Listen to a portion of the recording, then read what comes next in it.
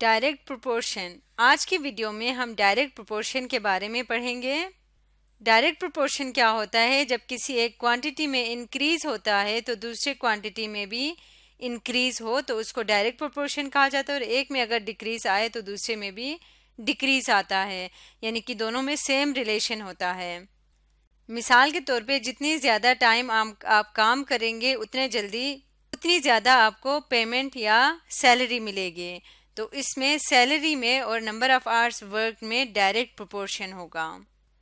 तो आज की वीडियो में हम डायरेक्ट प्रोपोर्शन के कॉन्सेप्ट को ग्राफिकली और टेबल के ज़रिए कैसे रिप्रेजेंट करते हैं वो सीखेंगे। तो इसके लिए हम एक एग्जाम्पल ले लेते हैं।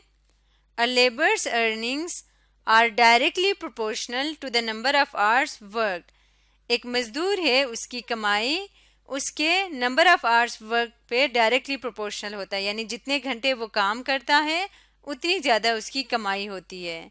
If they are paid ₹150 for each hour of work, अगर हर एक घंटा काम करने के बदले में उनको 150 रुपये पे किया जाता है, then show the relation between number of hours worked and their earning using graph.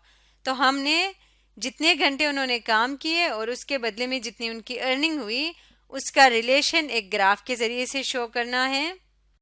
तो सबसे पहले इस स्टेटमेंट को हम मैथमेटिकल फॉर्म में कन्वर्ट करेंगे। तो अर्निंग है और नंबर ऑफ आवर्स वर्कड है, जिन दोनों के दरमियान रिलेशन हमने फाइंड करना है। हम सपोज करते हैं कि अर्निंग है y और नंबर ऑफ आवर्स वर्कड है x। इसको हम x नाम देते हैं और इसको y नाम दे देते हैं। नंबर ऑफ आवर्स वर्कड है x। तो अब इनके रिलेशन को हम यहाँ पे क्योंकि कहा हुआ है कि डायरेक्टली प्रोपोर्शनल है, तो डायरेक्टली प्रोपोर्शनल को हम कैसे शो करते हैं? y is directly proportional to x। इसको पढ़ते हैं y is directly proportional to x। ये साइन है प्रोपोर्शनलिटी का। इसको जब हम इक्वेशन में कन्वर्ट करते हैं तो हम लिखते हैं y इज इक्वल टू, और इस साइन को हटा देते हैं और इसकी जगह पे k लिख देते हैं। k को कहते हैं कांस्टेंट ऑफ प्रोपोर्शनैलिटी, यानी कि जब इस प्रोपोर्शनैलिटी के साइन को हटाया तो उसकी जगह पे k आ गया, तो y is equal to kx हो जाएगा।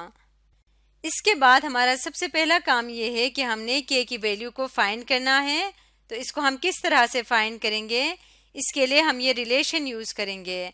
जैसे उन्होंने कहा था कि एक घंटे काम के 150 रुपये मिलते हैं, तो अर्निंग यानी कि y हो जाएगी 150 रुपीज़ के, जब वो x यानी x किसको शो कर रहा था? नंबर ऑफ आवर्स वर्क को, यानी कि वो एक घंटा काम करेगा तो 150 रुपये मिलेगा।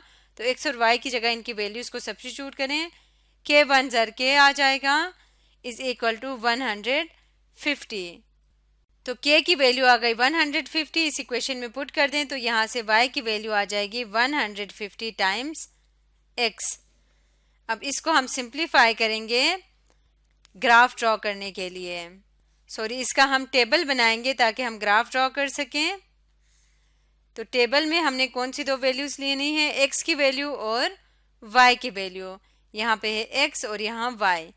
x की वैल्यू को हम 0 से स्टार्ट करेंगे क्योंकि ये रियल लाइफ प्रॉब्लम है, तो इसमें x नेगेटिव नहीं हो सकता। तो नंबर ऑफ आवर्स वर्क कभी भी नेगेटिव नहीं हो सकता, इसलिए हम 0, 1 और 2 ये 3 पॉइंट्स ले लेते हैं। तो अब देखेंगे जब x की जगह पे 0 पुट करेंगे तो y किसकी इक्वल हो जाएगा? 150 इंटू 0, तो ये आ जाएगा 0 के इक्वल। y की वैल्यू आ जाएगी 0। इसी तरह x की जगह पे जब 1 आएगा तो ये बन जाएगा 150 into 1 which is equal to 150, तो यहाँ पे आ जाएगा 150। और x की जगह पे जब 2 आएगा तो y is equal to 150 into 2 is equal to 300, तो y की वैल्यू आ जाएगी 300। तो अब इन पॉइंट्स को अगर हम ऑर्डर्ड पेयर के फॉर्म में लिखें तो ये आ जाएगा 0, 0, ये एक पॉइंट है। दूसरा पॉइंट है 1 और 150, यानी कि x 1 हो तो y आ रहा 150। इसी तरह से x अगर 2 हो तो y आ जाएगा 300। इन पॉइंट्स को अब हम ग्राफ के ऊपर प्लॉट करेंगे। तो यहाँ पे इसको प्लॉट करने के लिए सबसे पहले इसकी स्केलिंग करेंगे। x एक्सिस पे है, x एक्सिस पे हम कंसिडर करते हैं नंबर ऑफ आवर्स वर्क यानी कि हम h लिख देते हैं। h का मतलब है number of hours work.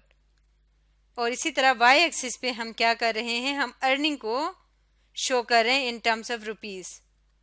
Scaling करने के लिए वाई एक्सिस पे हम देखते हैं कि मैक्सिमम जा रहा है 300 तक। तो यहाँ से हम स्टार्ट करेंगे 50 से, 50, 100, 150, 200, 250 और यहाँ पे आ जाएगा 300। अब इन पॉइंट्स को यहाँ पे देखते हैं। सबसे पहला पॉइंट है 00 जो कि ओरिजिन पे आएगा। इसके बाद दूसरा पॉइंट है 1 और 150, 1 और 150 ये वाला पॉइंट आ जाएगा।